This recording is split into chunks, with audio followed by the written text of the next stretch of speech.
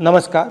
आज मैं एक बहुत ज़रूरी मुद्दे पे आपसे बात करना चाहता हूँ। ये हर देशवासी के लिए ज़रूरी है, मगर पिछड़ा वर्ग, दलित, आदिवासी महिलाओं के लिए ये सबसे ज़रूरी मुद्दा है।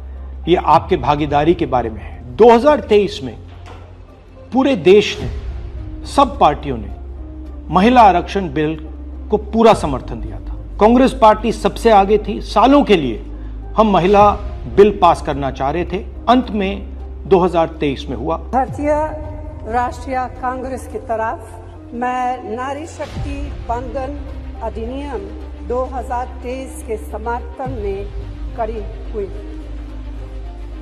भारतीय राष्ट्रीय कांग्रेस की मांग कि यह बिल फौरन अमल में लाया जाए। 2018 में मैंने प्रधानमंत्री को यह चिट्ठी लिखी। इसमें साफ लिखा है कि महिला आरक्षण को जल्दी से जल्दी इंप्लीमेंट किया जाए।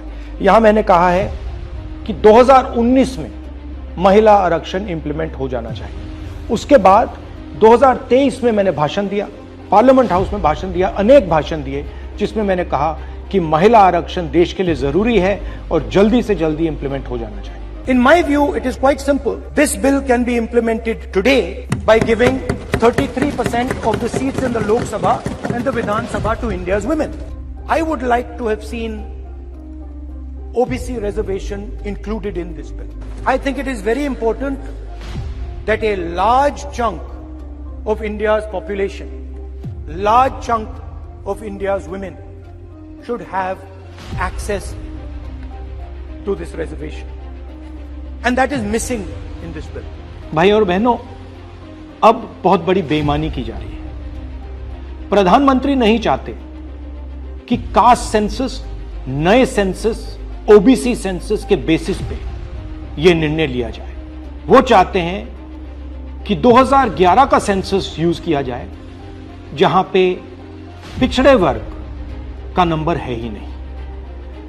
वो आपकी जो भागीदारी है उसको आपसे छीनना चाहते हैं। हमारा कहना है नया सेंसस चालू हो गया है, आप कह रहे हो कि ओबीसी सेंसस आप कर रहे हो, तो उस सेंसस का प्रयोग करके आप महिला बिल क्यों नहीं पास कर रहे हो? हमारा जो विजन है एक बिल्कुल नया डेवलपमेंट का, विकास का पैराडाइम हम कास्ट सेंसस के माध्यम से लाना चाहते हैं। और हम सेंट्रल सवाल पूछ रहे हैं कि चाहे ओबीसीज हों, दलित्स हों, आदिवासी हों, उनकी देश में कितनी भागीदारी है। नरेंद्र मोदी, आरएसएस और बीजेपी घबरा गए हैं क्योंकि कास्ट सेंसस का डेटा आना शुरू हो गया है और उनको मालूम पड़ रहा है कि पिछड़ों की देश में सचमुच कितनी आबादी है। वो नहीं चाहते कि आपको अपनी सच्ची आबादी के बेसिस पर भागीदारी मिले। ये सिर्फ पिछड़े वर्ग के खिलाफ नहीं है,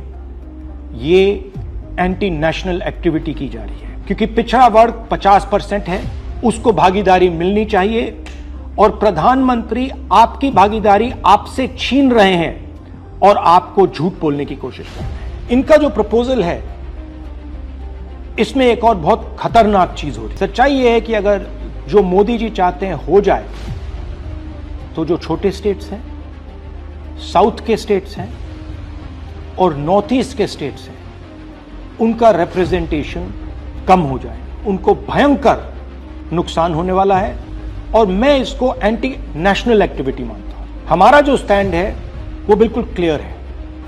अगर आपको करना है तो ओबीसी सेंसस का जो डेटा है उसके बेसिस पे कीजिए, 2026 के सेंसस के बेसिस पे कीजिए, 2011 के सेंसस के बेसिस पे मत कीजिए, क्योंकि उसमें ओबीसी का, पिछड़े वर्ग का कोई डेटा नहीं है।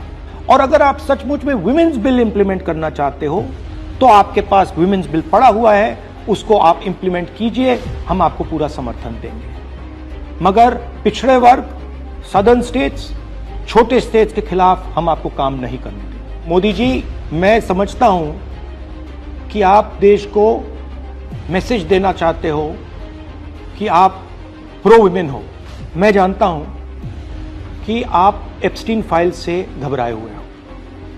35 लाख फाइलें यूएस में बंद पड़ी हैं, चाबी ट्रंप जी के हाथ में है और आप उससे डरे हो। मगर यह तरीका नहीं। आप चाहते हो कि आपके मुताबिक सीटें बढ़े, आपके मुताबिक डिलिमिटेशन हो और पिछड़े वर्ग को कुछ ना मिले। हम ये नहीं होने देंगे। पुराना डेटा नहीं चलेगा। 2026 कास्ट सेंसस का डेटा ही चलेगा। हम आपको पिछड़े वर्ग से चोरी नहीं करने देंगे। हिस्सा चोरी बंद करो। पिछड़ा वर्ग, दलित, आदिवासियों को उनका हक दो।